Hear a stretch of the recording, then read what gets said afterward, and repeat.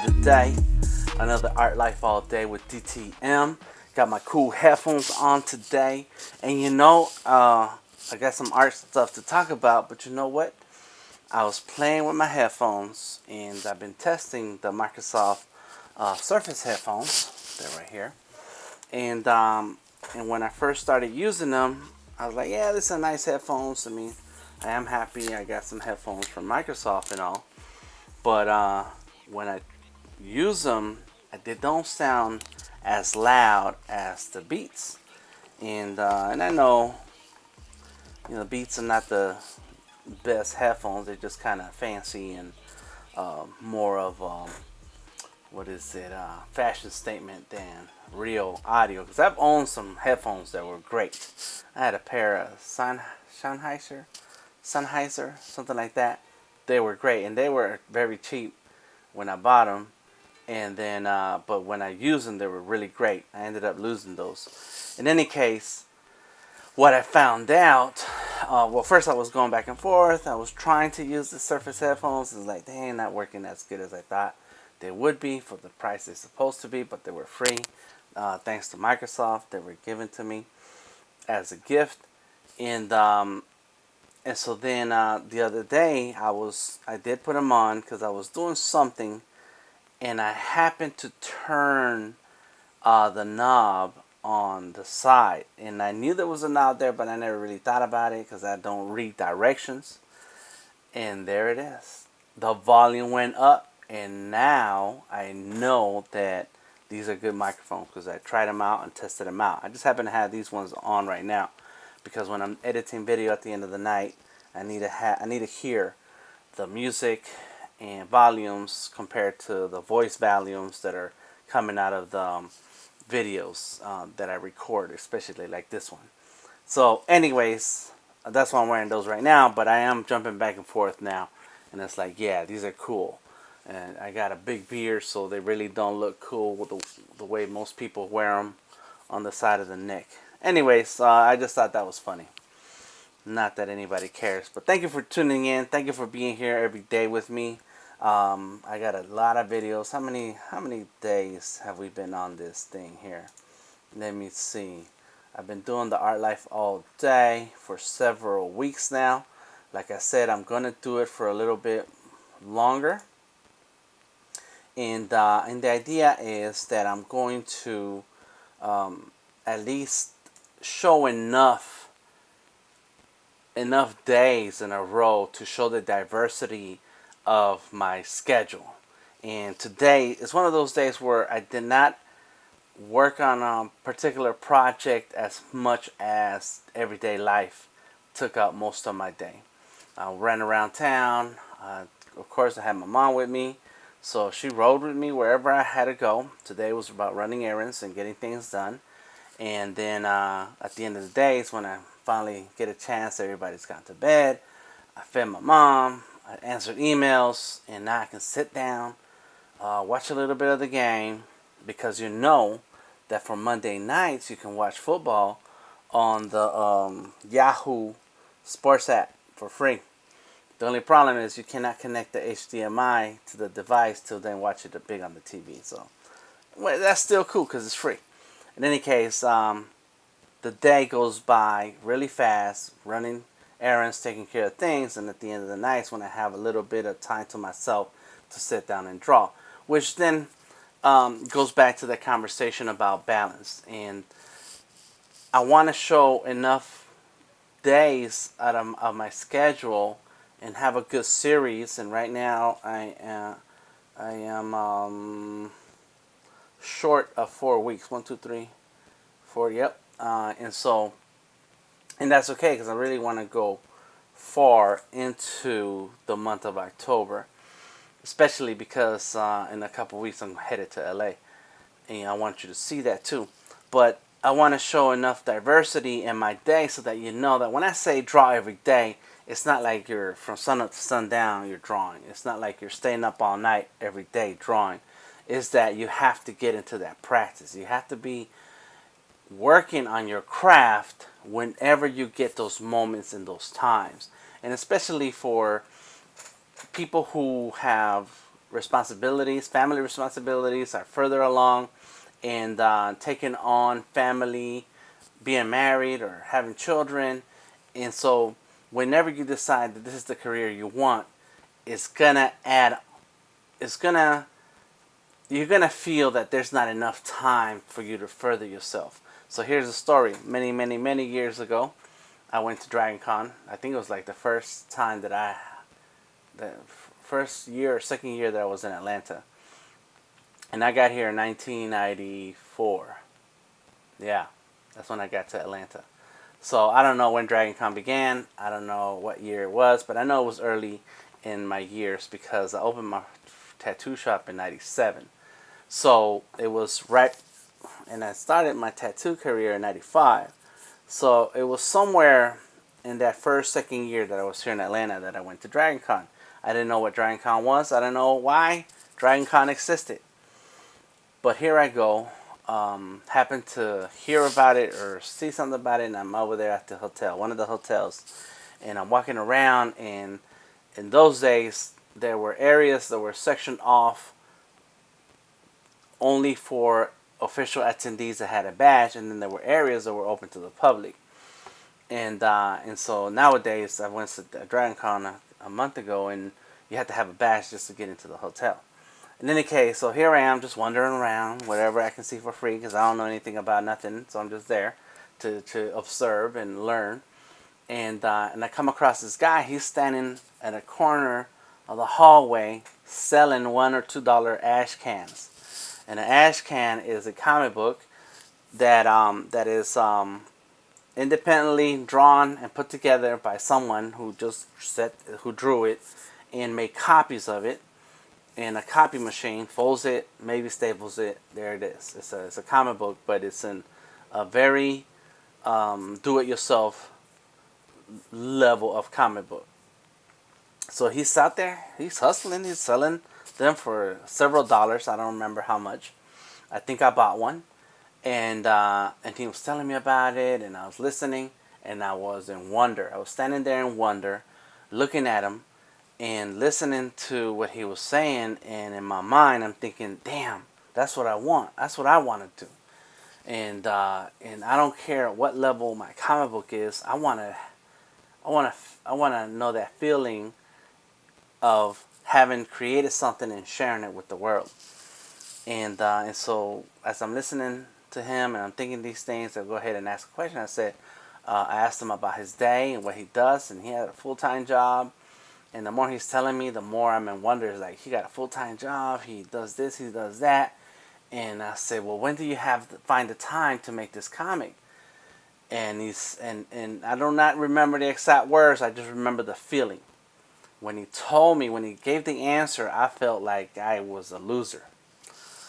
Because I had a full-time job, I was learning how to do tattoos, I hardly made any money. The most money I ever made per hour was $8 an hour. That's manual labor, loading trucks, working at a steel company, and I was loading trucks for 8-10 hours a day.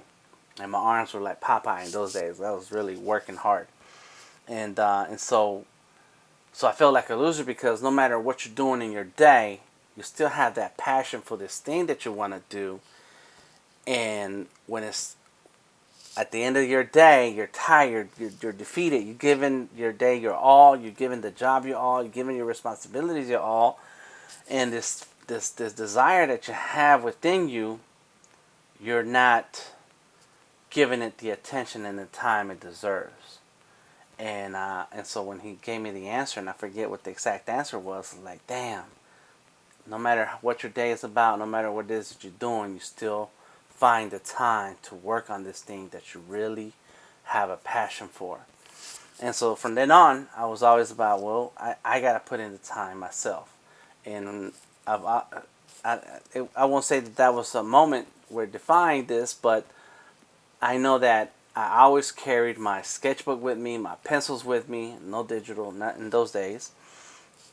I carried my markers. I carried anything I needed to carry in my backpack so that at any given moment I could sit down and draw something.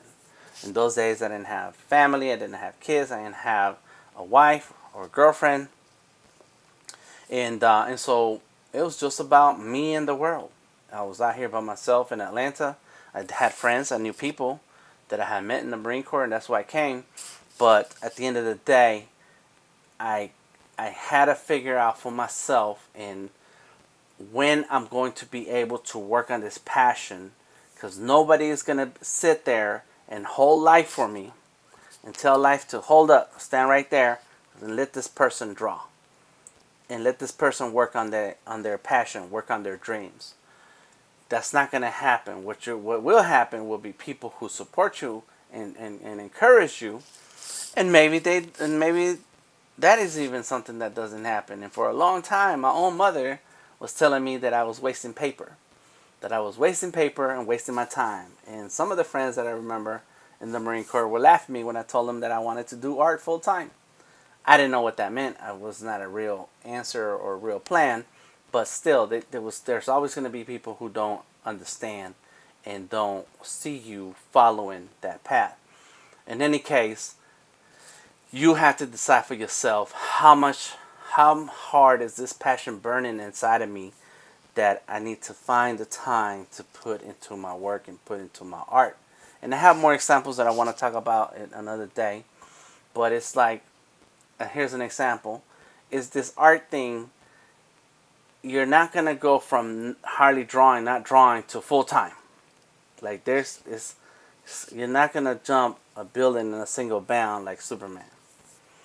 What has to happen is that you have to work your way with your talent and your art and practice and build that skill to the point that you can draw on command. If this is what you want, the kind of life that you want, where you get paid to draw, like I do. I get paid to draw. I live in kindergarten every day, but it's serious because people are handing you money, so you can't just take it all as fun and say, well, if something happens, and if it don't, it don't. No, you'll have to sit down and draw and produce something that which is what you're getting paid for. So to get to that level where you can draw on command, you need a lot of time invested to get to that point. Not just draw on command, but draw the things that you're asked to draw. And the things that you're asked to draw should be the things that you like to draw, the things that you want to draw. So don't start drawing anything and everything. You want to focus on drawing those things that move you, that you have a passion for, and get so good at it that you're used to cranking it out whenever you want to. There's going to be moments where you're not feeling it, and then there's those moments when you're going to want to be able to draw no matter how you feel. The show must go on. And as time goes on, then you build out to the number one, drawing, getting the practice. Number two, drawing, getting practice on the type of art that you are interested in drawing and working on. Whether it be traditional, digital, whether it be paintings, whether it be cartoons, comics, or animation, it doesn't matter. You gotta get into that mindset of that industry, and then you gotta work on your projects that are gonna show the level of your talent. And so it's steps by steps that you slowly build your way to being full-time artists and having contracts or freelancing or a gig, a job at a particular industry. And that's where you have to find those little moments in time in your calendar, in your schedule, in your day. And like today, I had a lot of things going on, and I only got around to drawing when I had the house to myself. I have a moment of quiet and peace, and it's not going to be much peace because I'm still watching the game and drawing. So there's a distraction still, but now it's a controlled distraction for myself that I can then find that moment to draw. And I've been doing this for so long, since the 90s, to the point that I can draw things on command. And so an example of that I have for this whole thing I just talked about, is like deciding to play football. If I decided I want to go play football, and I can't just walk into the Flowery Branch or the stadium and say, hey, Falcons, put me on, I'm ready. They're going to look at me like, can you even breathe right? Can you even run?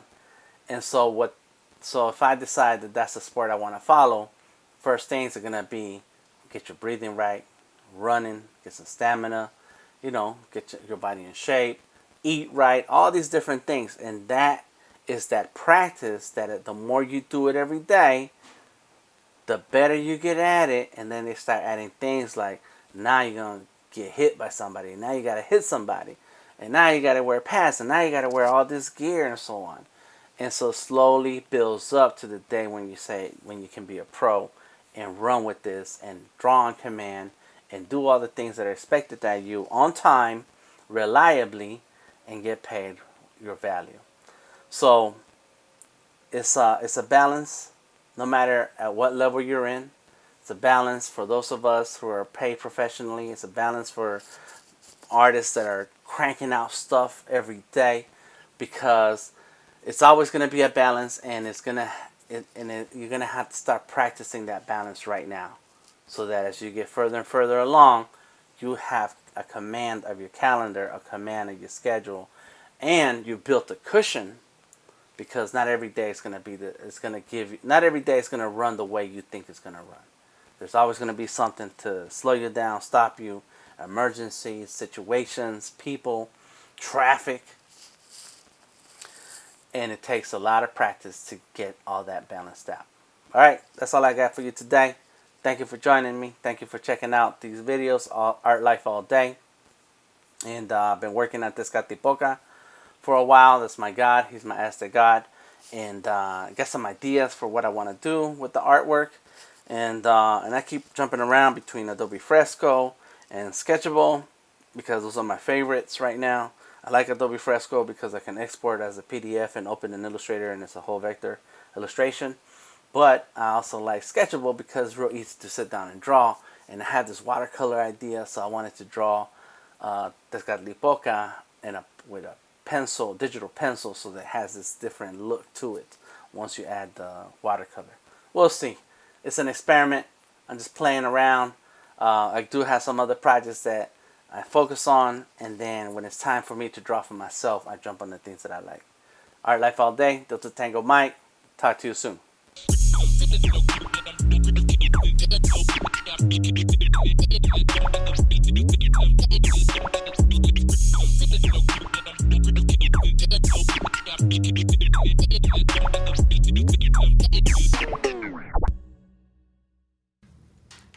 Hey, thanks for watching. I am DTM, that is Delta Tango Mike. Please find me anywhere on the internet, Facebook, Twitter, and Instagram under Delta Tango Mike. And if you're interested in more tutorials and demos, check out Vector Maestros on YouTube. Don't forget the Art Biz.